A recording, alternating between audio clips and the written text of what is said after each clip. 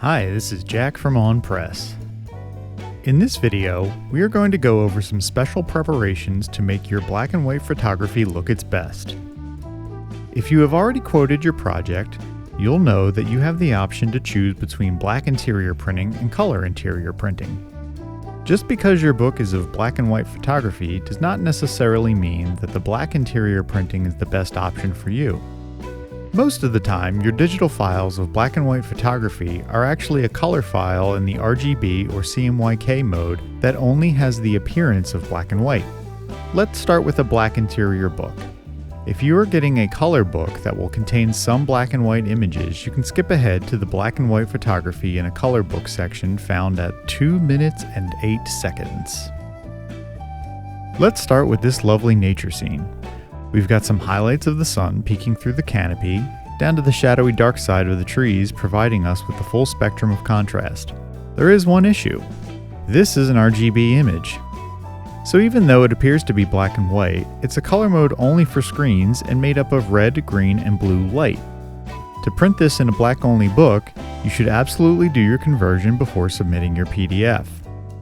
It will work if you submit your files like this, but you have no control over your outcome, and relying on automation to control color does not always produce the desired results. You are likely familiar with changing the color mode by going to Image, Mode, and Grayscale. This will convert the image using the color settings found in the Edit, Color Settings menu. If you have not defined a gray profile, the one to use for this purpose is dot gain 15%. If you have a different gray profile that you have set up and don't want to change it, you can apply specific profiles to an image using the Edit, Convert to Profile command.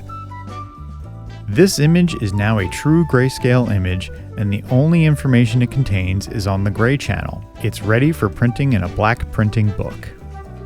If the black-only option does not get your images printed exactly how you hope, or your book is going to be a hybrid of black and white and color photography, you can do a simple adjustment to make your black and white images print better in a color book. Here is a different image of a dancer. We've got some highlights here around the eye and the dark shadowy areas here in the hair, giving us great contrast just like in the forest image from before.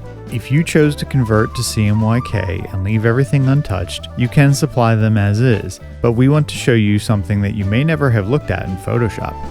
You are likely familiar with the Layers palette, but may not have ever had a reason to look at the Channels palette right next to it. This will show you how the appearance of your image is broken down into the 4 color inks that make up a CMYK print. Notice how when we turn off the black channel, the C, M, and Y channels make up the bulk of what is being printed.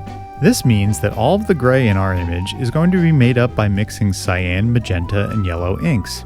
This could result in your grays looking muddy or skewing blue, pink, or yellow depending on how your channels break down.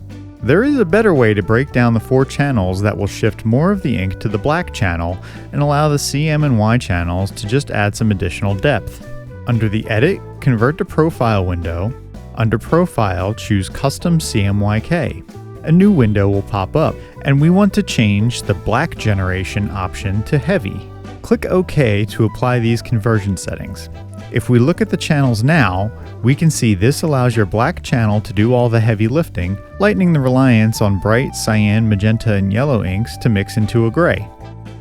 This will allow for reliable printing of gray values. Here is a scanned sample of the photo printed in both the treated and untreated file preparations. The only way to display this is to scan back in printed pieces. You may recall from our page that explains generational loss from scanning that this will differ from the source materials because we are using an RGB photographic method of scanning to capture printed CMYK materials, but we will do our best to highlight the areas of concern. The untreated file is darker in the midtone areas as a result of there being more ink present across all 4 print channels. The treated file has more clarity in these areas. The area at the top here also has a subtle magenta hue to it, whereas the treated file does not. There is one more important detail. All of this could be wiped away if you allow your layout software to override your color settings when you are exporting your PDF for print. So please make sure that no color conversion is chosen in your export settings. Fine-tuning your digital files to get the print results you want can take a little bit of time, So be sure to order a proof copy, and if you have any questions, please reach out to support and we'd be happy to offer feedback.